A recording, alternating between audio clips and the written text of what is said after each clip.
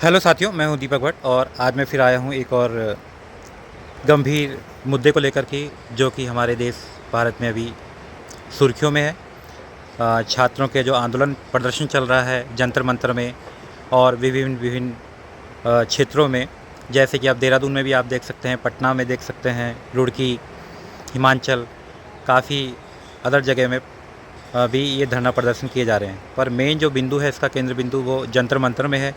छात्रों को क्यों इस धरना प्रदर्शन को करने की ज़रूरत पड़ी और क्या इसके पीछे की वजह रही, और जो कुछ ये सीजेपी द्वारा कॉकरोच जनता पार्टी कथित जो कही जा रही है, उनके द्वारा ये प्रदर्शन किया जा रहा है, तो क्यों आखिर इस प्रदर्शन की ज़रूरत पड़ी? क्या इनका सड़कों पर आना ज़रूरी था? परंतु पिछले 12 साल में जो बीजेपी गवर्नमेंट है, उनके द्वारा 152 पेपर लीक हुए हैं, जो कि एक अत्यंत गंभीर मुद्दा है। और इस पर बहुत ही अच्छा लगा कि छात्रों ने अपनी आवाज़ें उठाई और सोनम वांगचुक, जो कि एक साइंटिस्ट रहे हैं, एक जाने माने वैज्ञानिक हैं, उन्होंने अपना समर्थन दिया। वह भूख हड़ताल पर रहे। आज 25वां दिन उनकी भूख हड़ताल का। तो सिंपल सी एक बात है, ख़ासकर जो कि अंधभक्त हैं। मैं ना किसी पार्टी से संबंध रखता हूँ, बीजेपी, कांग्रेस, आम आदमी पार्टी, एक आम नागरिक होने के नाते, और क्योंकि हम लोगों ने भी इंटरव्यू फेस किए हैं, इतना कुछ मेहनत करना पड़ता है। जो बंदा स्ट्रगल के दम पर आगे बढ़ता है, उसको मालूम है कि किस तरह से स्ट्रगल करके आप किसी मुकाम पर पहुँचते हैं। हर किसी की उम्मीद और आशाएँ होती है। तो एक सिंपल सा मुद्दा था कि धर्मेंद्र प्रधान जो हैं, उनको अपना इस्तीफ़ा देना चाहिए था, और प्रधानमंत्री नरेंद्र मोदी जी और अमित शाह जी को छात्रों के बीच आकर के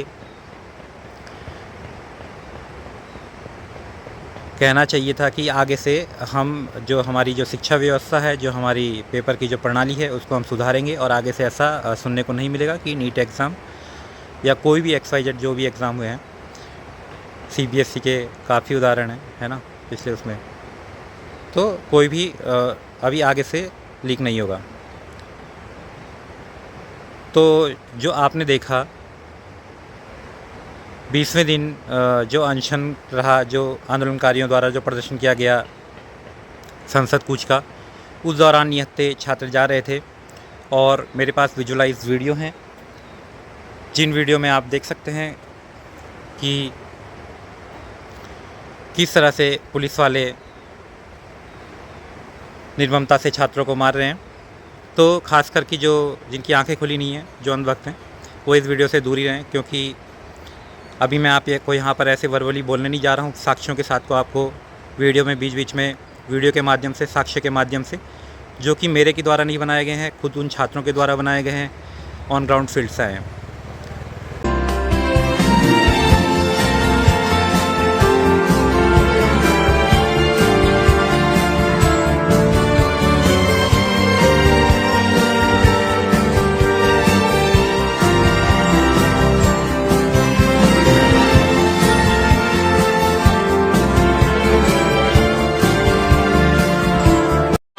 जिंदा रहने के मौसम बहुत।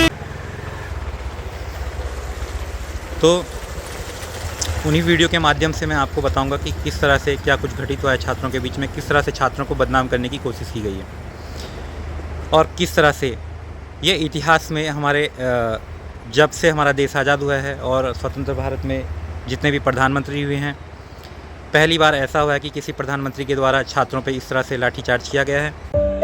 तो बताओ यार, एक तो पेपर भी ढंग से नहीं करवाते, एक तो मारते भी इतनी तेज तेज। पुलिस ने लाठीचार्ज किया है, मारा, वो सब पूरे कर रखे हैं। सर पे ही मारा था, डायरेक्ट सर पे ही मारा है। यहाँ पे रोड पे ही मारे। कितने पुलिस वाले घेर करके मार रहे थे आपको? 4 से 5 पुलिस। मुझे इस मुद्दे को लेकर आखिर आने की ज़रूरत क्यों पड़ी? आखिर फाइनली मुझसे रहा नहीं गया, इसलिए मैं इस मुद्दे को लेकर आया हूं। और मैं भी चाहता हूं, सरकार से मेरा विनम्र अनुरोध है कि जिन भी पुलिस वालों ने इस तरह के कुकृत्य किए हैं वहाँ पर। वैसे तो मुझे मालूम है ये आप लोगों के आदेश पे ही हुआ है, परंतु जैसा कि आप देख सकते हैं वीडियो के माध्यम से, इस वीडियो में देखिए आप किस तरह से उस बच्ची पर थप्पड़ मारा गया है। ये एक आईपीएस अधिकारी है, इनका नाम है संदीप लांबा। संदीप लांबा पहले एक प्रोटेस्टर लड़की को थप्पड़ मारते हैं, थप्पड़ मारने के बाद वहां से भागने की कोशिश करते हैं। जब वो लड़की पलट के सवाल पूछती है और लोग चिल्लाने लगते हैं, तब संदीप लांबा का मुंह देखिए, ये उस लड़की को मां और बहन की गंदी गंदी गालियां देते हैं। ये एक आईपीएस अधिकारी हैं, सोचिए इनकी क्या शिक्षा रही होगी, क्या इन्होंने सीखा होगा। ये तो एक चेहरा है। अब और कैसे वो जो लड़की है, एक तरफ आप बोलते हैं माता बहनों की रक्षा करो और दूसरी तरफ आपने उनके हिप्स पर किस तरह से गलत ढंग से डंडा मारा है ना। हाँ है वो आंखें जो सब देखती थी, यहाँ दिख रहे सब। इस तरह से आप देख सकते हैं एक व्यक्ति द्वारा जो कि सपोर्ट के लिए आया था, उसके साथ में उसकी बीवी और बच्चा भी था। तो बच्ची किस तरह से रो रही थी, किस तरह से उसको घसीटते हुए ले जा रहे थे। क्या हुआ सर, क्या हुआ? मैंने इनको थैंक यू बोला कल के लिए, इसलिए मेरी बच्ची के सामने अरेस्ट कर रहे हैं। बच्ची कहाँ है आपकी? बच्ची ये रही मेरी बच्ची के सामने थैंक यू बोलने के लिए। सर प्लीज, कहाँ लेके जा रहे हो सर इनको? कहीं नहीं लेके जा रहे। कहाँ लेके जा रहे हो? फिर ऐसे क्यों लेके जा रहे हो सर? फैमिली है, बच्ची रो रही है सर। सर बच्ची रो रही है यार। अरे सर बच्ची रो रही है क्यों? अरे सर छोड़ दीजिए सर, रुकिए सर, बच्ची रो रही है, छोड़ दो, बच्ची रो रही है। पुलिस के द्वारा आज तक दिल्ली पुलिस द्वारा कभी कीलों से लगी हुई लाठियों का प्रयोग नहीं किया गया, वो लाठियाँ मारी गई। क्या चाहते थे वो? केवल ये चाहते थे कि जो हमारे एजुकेशन मिनिस्टर हैं सेंट्रल में, वो अपना इस्तीफा दें और आगे से ये जो शिक्षा प्रणाली है, इस तरह से पेपर या एग्ज़ाम हमारे लीक ना हो। कितना निंदनीय और शर्मनाक है। देखिए आप किस तरह से वहाँ पर आंदोलन को बदनाम करने के लिए पहले ही एक ट्रक रख दिया जाता है, अज्ञात व्यक्ति द्वारा। ये ट्रक देखिए, इस ट्रक में पत्थर भरे हैं, बड़े बड़े पत्थर इस ट्रक में भरे गए हैं। आखिर इतने सारे पत्थरों का इस प्रोटेस्ट में क्या काम है? ये भी जंतर मंतर के बाहर। और वीडियो में आप ये भी देख सकते हैं कि किस तरह से पुलिस वाले खुद पत्थरबाजी कर रहे हैं, खुद अपनी गाड़ियों को तोड़ रहे हैं। वो देखो खुद ही तोड़ रहे हो, अपने आप से ही तोड़ रहा है, देख लो, खुद ही तोड़ रहे, खुद ही तोड़ रहे, तोड़ दो, देख लो, खुद ही तोड़ रहे हैं, बोलेंगे बाद में, खुद ही तोड़ रहे हैं, देख लो, खुद ही तोड़ दी है पूरी गाड़ी को, ये सारे और सारी घर सबने तोड़ दिया, घर ने तोड़ा है अपने जगह, तोड़ा है, खुद ही तोड़ा नहीं होगा क्या? आप उनको बुला दीजिए मरवाने खातिर, आप उनको बुला दीजिए मरवाने खातिर, हम मार खा लेंगे, आप बुला दीजिए। आज़ाद भारत के इतिहास में यह पहली बार हुआ कि जब छात्रों पर इस तरह से बर्बरता से लाठीचार्ज हुआ है, उन्हें इलेक्ट्रिक शॉक दिया गया है, बैरियर में इलेक्ट्रिक शॉक लगाया गया।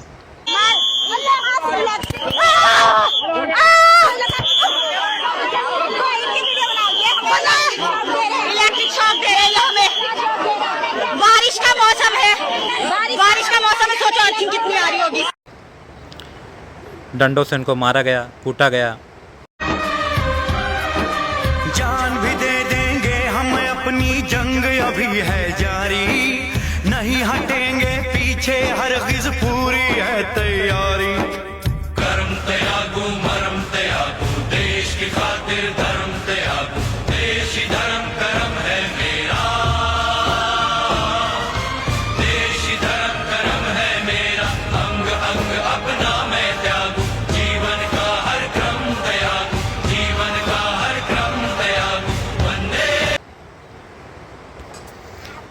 और सबसे बड़ी बात, अगर आपके मन में धोखा नहीं है, आपके मन में कुछ गलत नहीं है, आप स्वच्छ एवं निर्मल हैं, तो क्यों आखिर आरएएफ के जो हमारे पुलिस फोर्स था, दिल्ली पुलिस थी, इनको बिना नेम प्लेट के आना पड़ा? बिना बैच के आई है, नकली पुलिस है, ये बिना बैच की पुलिस है। अब ये बीजेपी के गुंडे हैं कि आरएसएस के? बिना बैच के हैं, ना कोई नाम ना कोई स्टार, इनका कोई नाम नहीं, इनका भी कोई बिना बैच के बीजेपी के भेजे हुए गुंडे हैं। कुछ ऐसे भी पुलिस वाले थे जो सिविल ड्रेस में थे और चप्पलों में थे, तो क्या वे वाकई में पुलिस वाले थे या आरएसएस या बीजेपी के गुंडे थे? ये सोचनीय विषय। तो ये सब कुछ वीडियो दिखाऊंगा मैं, विजुलाइज हैं जो ऑन फील्ड ग्राउंड से। जाने यार, जो इतनी बार बोल दिया समझ में नहीं आती।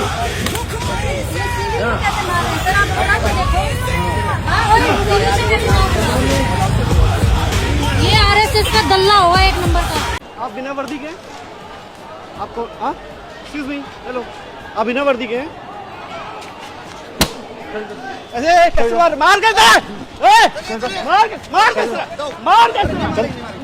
मेरे भाई मैंने सवाल किया अब जाइए, अब जाइए। मैं नहीं गया, वो कौन है? कोई बात मंत्री नहीं, में अब नहीं जाओ। है। अरे अब जाओ यार। हेलो, हाँ बताइए। जाइए। पहले मैंने तेरा कहा जाइए, समझ नहीं आ रही। चले अरे चले ऐसे। और झूठ की हद देखिए दोस्तों, किस तरह से वो जो लेडी पुलिस है वीडियो में आप देखेंगे, बहुत सफ़ेद झूठ बोल रही है। नेम प्लेट इसलिए हटाई गई कि गर्मी लगती है। अरे यार, नेम प्लेट हटा देंगे तो उससे क्या आपको ठंडा लगना स्टार्ट हो जाएगा क्या? क्या बोलते हैं, मतलब कुछ भी। सारे लोगों ने अपने नेम टैग्स क्यों हटाए? पहने हुए थे, उसके बाद में उतारा, गर्मी की वजह से उतारा है, गर्मी की वजह से उतारा है। सही रीजन पक्का? बस बिल्कुल। जैसे हमारे प्रधानमंत्री जी बोलते हैं, कुछ भी बोल देते हैं। पिछले 2 लोकसभा चुनाव में भी मैंने भी प्रधानमंत्री नरेंद्र मोदी जी को ही वोट दिया था, परंतु मेरी आंखें तो तब खुल गई थी जब 2019 में हम लोग जीवीके से हटाए गए थे, जबकि हम ऑन जॉब फील्ड पे काम कर रहे थे। हाँ, हो सकते हैं कुछ लोग जो रहे हैं जिन्होंने बाहर भी अपने बिजनेस संभाले, अपने एम्पायर आज की डेट में खड़ा किया हुआ है, कंपनी को लूटा, और वही लोग आज फ़ायदे में रहे। हम जैसे जो लोग केवल नौकरी पे डिपेंड थे, अपनी पढ़ाई के दम पे, अपने स्ट्रगल के दम पर आगे बढ़े हैं, उन लोगों को वहाँ पर भी मात खाना पड़ा। माननीय मुख्यमंत्री जो धामी जी हैं, उस टाइम पर मैंने भी बोला था कि स्टे लेके आइए, जॉब के लिए स्टे लेके आते। तो वही हर जगह जो नेता हैं, नेता के चमचे लोग होते हैं, उन्होंने बोला नहीं जी। माननीय हमारे विधायक कंडारी जी और धन सिंह जी हमें 70 लाख दिलाएंगे, 50 लाख। अरे उनके बस का तो लास्ट में 15 लाख तक ना होकर 1.5 लाख की बिंदी लगवा दी। क्या होता है आज की डेट में एक व्यक्ति को बेरोजगार करने की कीमत 1.5 लाख रुपए मात्र। कैसे पुलिस हो आप? कैसे पुलिस हो? मारे हो आप लोग? चलना सिखाया था ना, आपको लगता है हमें रोक लोगे? आप उठा सकते हो बस आप, कैसे भी उठे। हम भी 18 के होंगे, हमारा भी वोट का टाइम आएगा। देखते हैं किसे वोट देंगे। एक भी किसी सरकार को भी वोट नहीं देने के। सारे के सारे चोर हैं, सारे चोर हैं। मोदी चाहते हैं कि हम चाय बेचे, हम भी चाय वाले बन जाए। फ्यूचर की ये लड़ना गलत है, अपने फ्यूचर।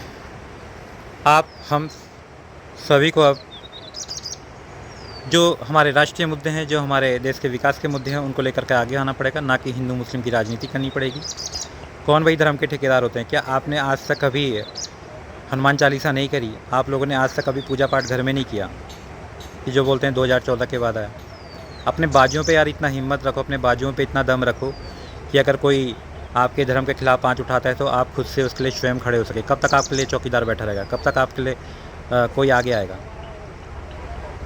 खुद से सेल्फ डिपेंड बनिए ना। क्यों किसी को आप मौका देते हैं ठेकेदारी करने का धर्म की? हम बन के निशान दिखाएंगे उन वीरों की संतान के, इसीलिए कहलाते हैं हम बेटे हिंदुस्तान के।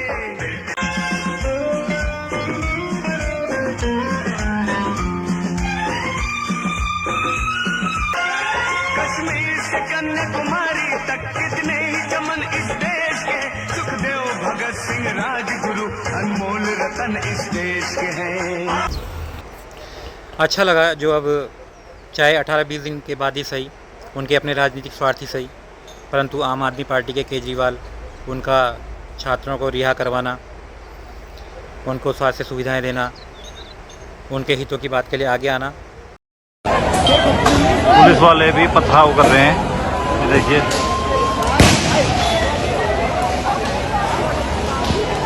पुलिस वाले प्रोटेस्टर्स के ऊपर पथराव कर रहे हैं।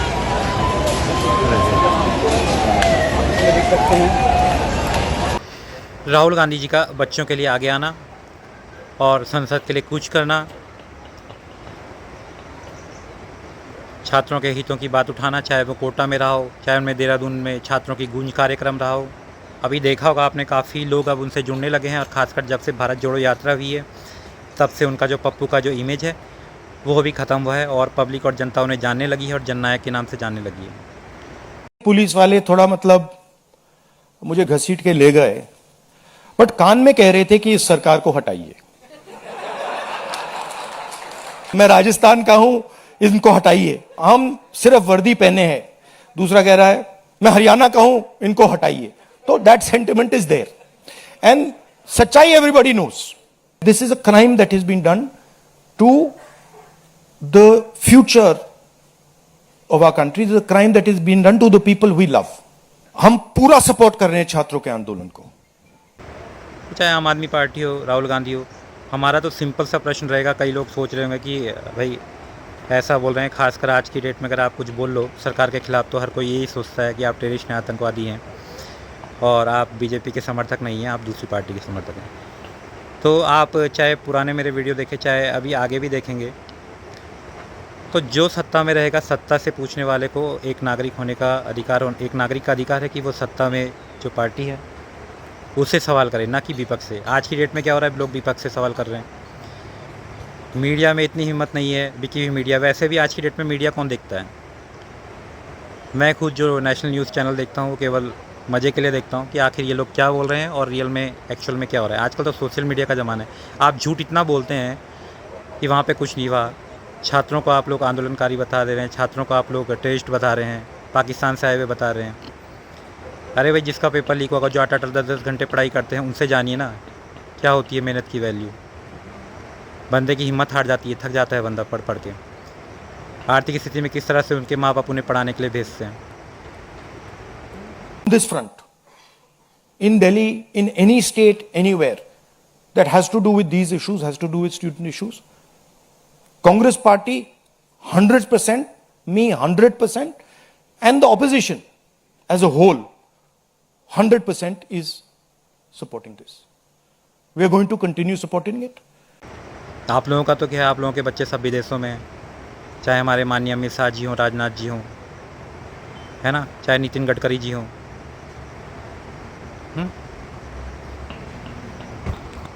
सवाल करिए, सवाल पूछिए, जो सत्ता में बैठे हैं, सत्ता में बैठे लोगों से पूछिए, और धर्म के नाम पे राजनीति मत कीजिए, मुद्दों के नाम पे राजनीति कीजिए, विकास के लिए राजनीति कीजिए। अपने देश, भारत देश को महान जो मेरा देश बोला जाता है उसको वैसा बनाइए, ना कि जगह जगह इस तरह आंदोलन का देश बनाइए। आखिर में मेरा आप सभी से यही अनुरोध रहेगा कि आप लोग भी ज़्यादा से ज़्यादा सत्य और असत्य की पहचान कीजिए, सही गलत की पहचान कीजिए। आप सब में बुद्धि विवेक है, मनुष्य को सबसे बुद्धिजीवी प्राणी बोला जाता है। तो आप लोग अपने बुद्धि विवेक का इस्तेमाल कीजिए इस धर्म की राजनीति से उठकर कि क्या सही है आपके बच्चों के लिए, हमारे भविष्य के लिए।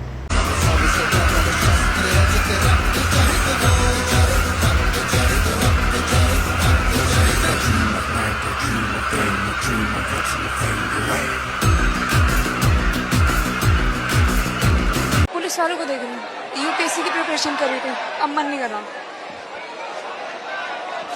पुलिस ऐसी होती है, पुलिस हमारे लिए होती है कि जिससे जो हमारी दिक्कतें सुनने के लिए होती है कि किस लिए होती है।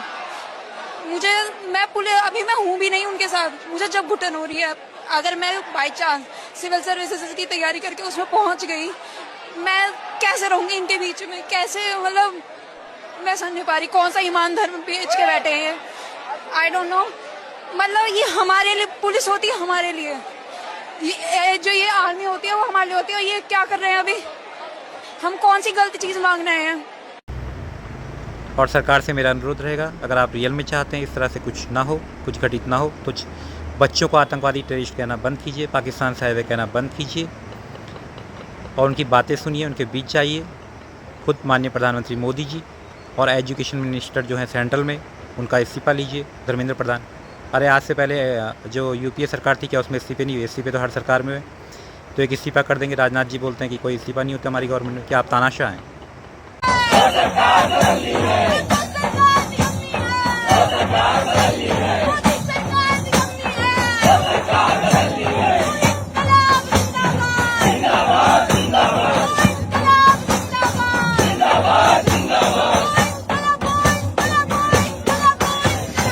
जिंदाबाद जिंदाबाद जिंदाबाद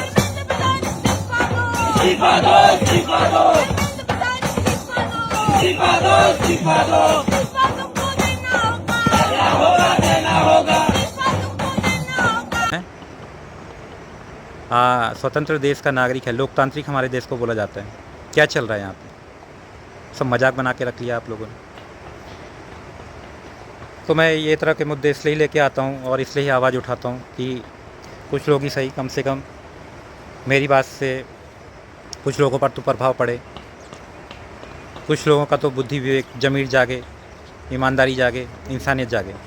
ये लोग माँ बहन की गालियाँ दे दे के मार रहे हैं, ये माँ बहन की गालियाँ दे दे के मार रहे हैं लड़कियों को। यहाँ पे गंदी गंदी गालियाँ दे रहे, किसी ने भी नेम प्लेट नहीं लगाई, ऊपर सिविल ड्रेस में एक पुलिस वाला सिविल ड्रेस में था। इतनी बुरी लाठी देखिए, कितनी बुरी।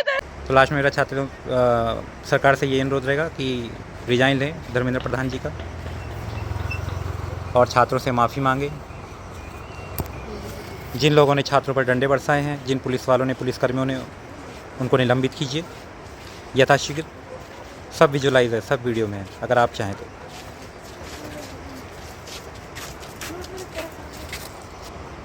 हम जंतर मंतर में तो ना जा सके, पर कम से कम हम अपने छात्रों के हितों की तो बात कर सकते हैं, उनके लिए समर्थन के लिए कुछ लिख तो सकते हैं, कुछ बोल तो सकते हैं।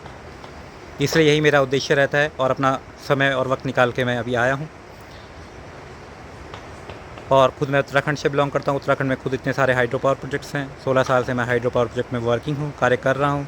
अपने स्ट्रगल मेहनत के दम पे प्रबंधक के पद पे कार्यरत हूँ। तो चाहता हूँ क्या उत्तराखंड में मेरे को ये जॉब नहीं मिल सकता?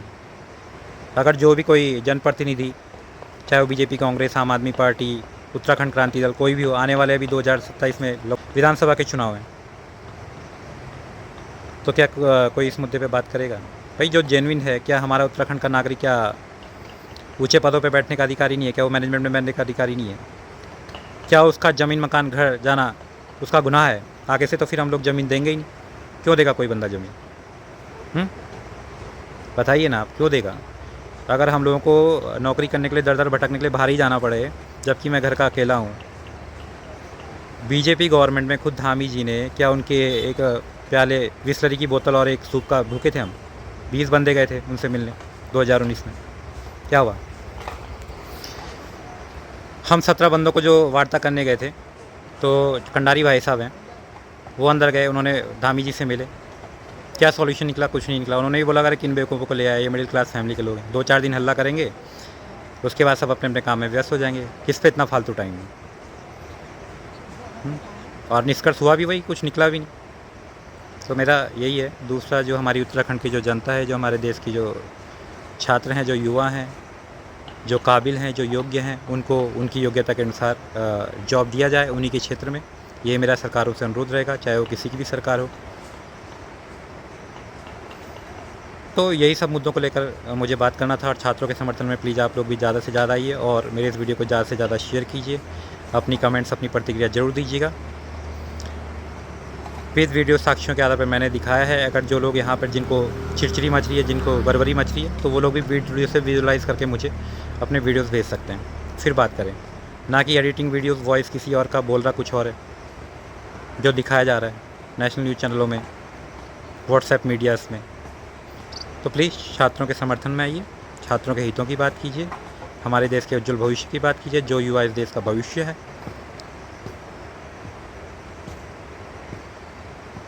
तो मिलते हैं नेक्स्ट वीडियो में। जय हिंद, जय भारत, जय उत्तराखंड।